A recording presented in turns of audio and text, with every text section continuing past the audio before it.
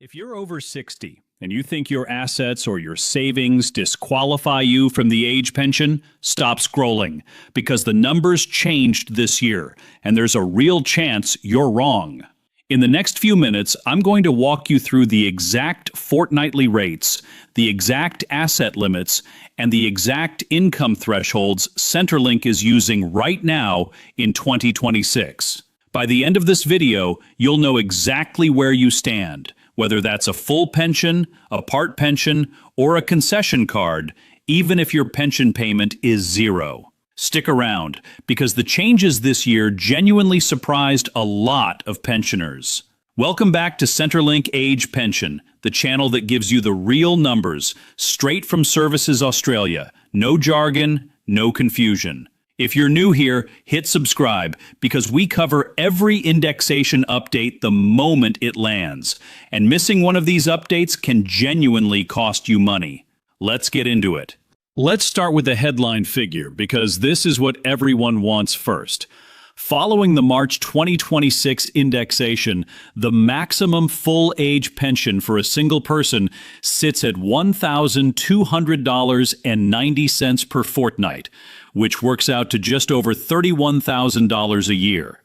For couples, each partner can receive up to $905.20 per fortnight, adding up to around $47,000 a year combined. That figure already includes the base rate, the pension supplement, and the energy supplement rolled together.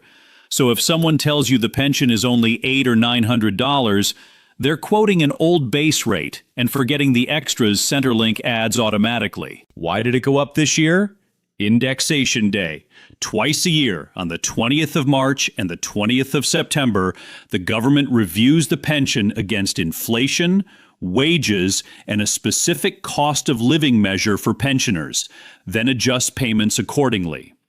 This year, single pensioners gained an extra $22.20 a fortnight, and couples gained around $33.40 combined. Small on paper, but it adds up fast over a full year.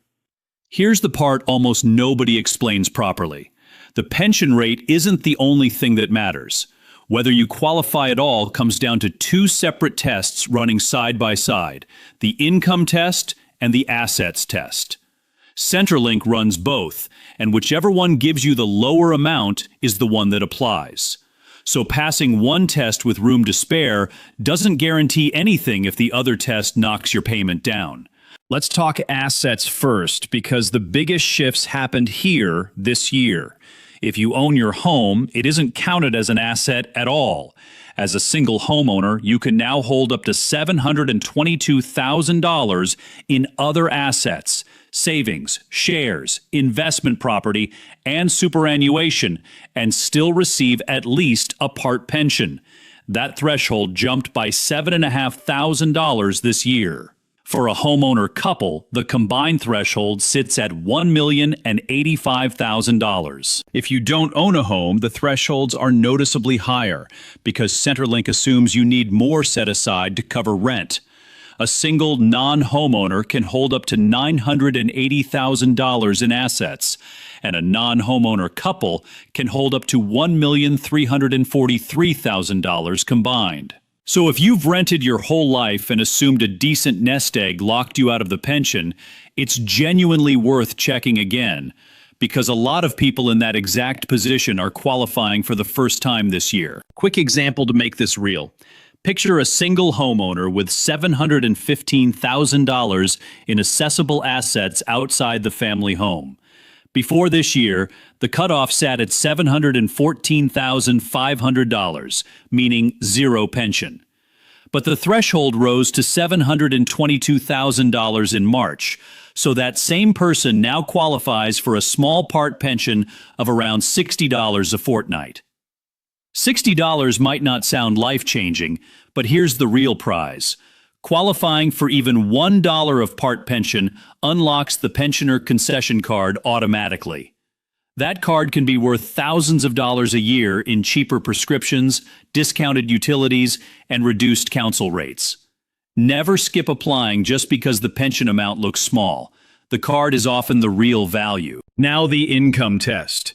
A single pensioner can currently earn up to $226 a fortnight before their payment starts reducing, with a full cut-off around $2,627.80. For couples combined, the reduction threshold sits at $396 a fortnight, with a full cut-off near $4,016.80. And this counts more than wages, which brings us to deeming, the part that confuses almost everyone. Deeming is how Centrelink estimates income from your financial assets, regardless of what they actually earn. Instead of tracking your exact bank interest or investment returns, Centrelink assumes your money earns a set percentage and uses that for the income test. Right now, the lower deeming rate is 1.25%, applying to the first $66,800 for singles and $110,600 combined for couples. Anything above that gets deemed at the higher rate of 3.25%. Here's why this matters this year.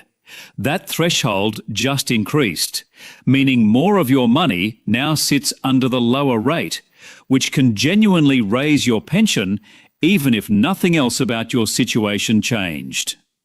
If you haven't checked your assessment since this update, there could be money sitting on the table right now. One more piece worth knowing if you're still working part-time: the work bonus.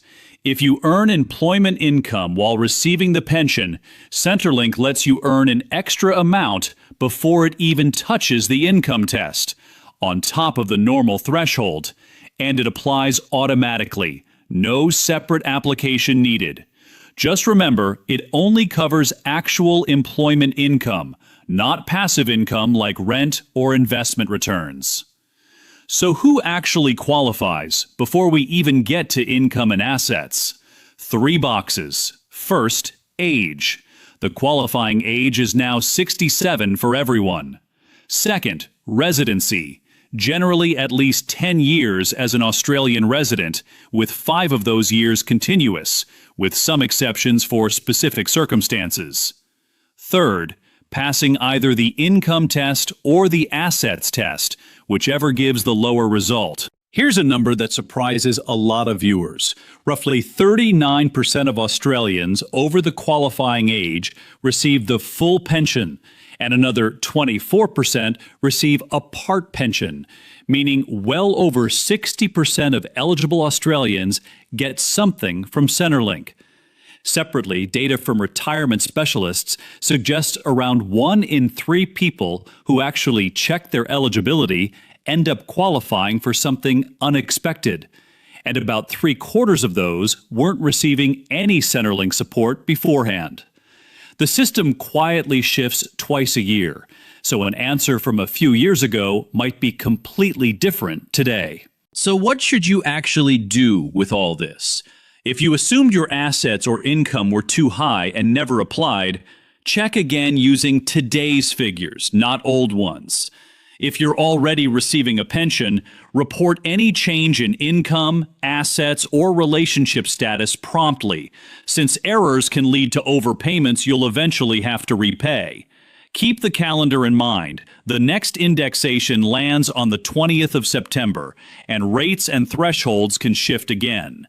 And if you're planning to sell property, gift money, or restructure super, get advice before you act, not after, since some gifting rules can affect your pension for years if the timing is wrong. I know that was a lot of numbers, but this is exactly the kind of detail that separates $0 a fortnight from over $1,000 a fortnight, plus a concession card worth thousands more a year.